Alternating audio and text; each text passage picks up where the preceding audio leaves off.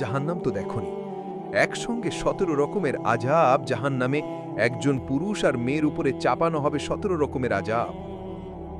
একসঙ্গে ১০০০ বছর ধরে জাহান্নামের আগুনের জ্বলন, সাপের কামড়, ফেরেশতাদের লাঠির পেটাই, চিৎকার করতে করতে বলবে, আল্লাহ, এ আল্লাহ, মরে গেলাম, আমার বরদাস্ত হচ্ছে না, হয় এখান থেকে বাঁচাও আর নয়তো মেরে শেষ করে দাও, এ আযাব আর সহ্য করতে পারছি না। ১০০০ বছর ধরে ওই পুরুষটা জাহান্নামে, ওই মেয়ে ছেলেটি জাহান্নামে চিৎকার করবে, আল্লাহ, কলিজা ফেটে যাচ্ছে, খিদায় পিপাসায় আর বরদাস্ত হচ্ছে না।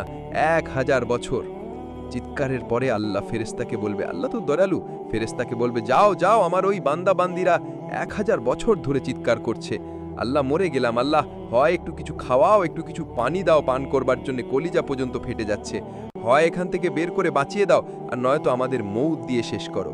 ওখান থেকে বের হবার কোনো রাস্তাও নেই, আর মৌতে তো করিয়ে দিয়েছে, আর মরারও কোনো ব্যবস্থা নেই।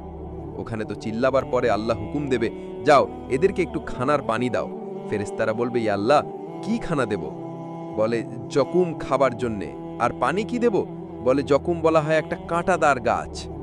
আমরা এখন খুব একটা চোখে দেখা যায় না, ওই ময়নার গাছ রাস্তার ধারে হতো, আর এই রকম লম্বা লম্বা কাঁটা, আর একটা ছিসে করে কাঁটা, একেবারে চতুর্দিকে কাঁটা, ওই রকম কাঁটাযুক্ত গাছ যখন তার কাছে নেওয়া হবে, তাকে নিয়ে গিয়ে খাওয়ানো হবে। তো ওটা যখন ফেরেশতারা খাইয়ে দেবে, চতুর্দিকে কাঁটা থই থই করছে, গলার মাঝখানে গিয়ে আটকে যাবে, না গিলতে পারবে না ফেলে দিতে পারবে, ঢোকো গিলতে পারবে না ফেলতে পারবে, গলার মাঝখানে গিয়ে পেট আর মুখের বাইরে আটকে যাবে গলায়। আচ্ছা, এই যে কাঁটাগুলো চতুর্দিকে গলার কণ্ঠনালীতে আটকে গেল, বিষগুলো, এর কাঁটাগুলোর বিষ আছে।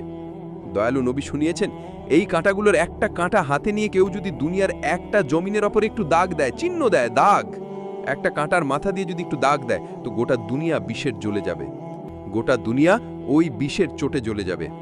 একটা কাঁটার আসারের মধ্যে যদি ওই বিষ থাকে, তো শত সহস্র কাঁটা যখন চতুর্দিকে আটকে যাবে, কি অবস্থা হবে?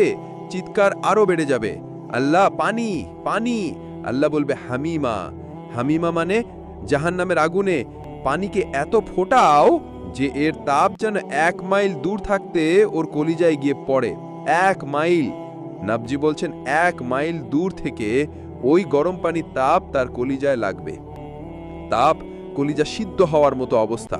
দুজান্নামীদের ঘায়ের রক্ত মিশ্রিত পচা দুর্গন্ধযুক্ত পুঁছ, এইটাকেও জাহান্নামের আগুনে গরম করে নিয়ে আসা হবে।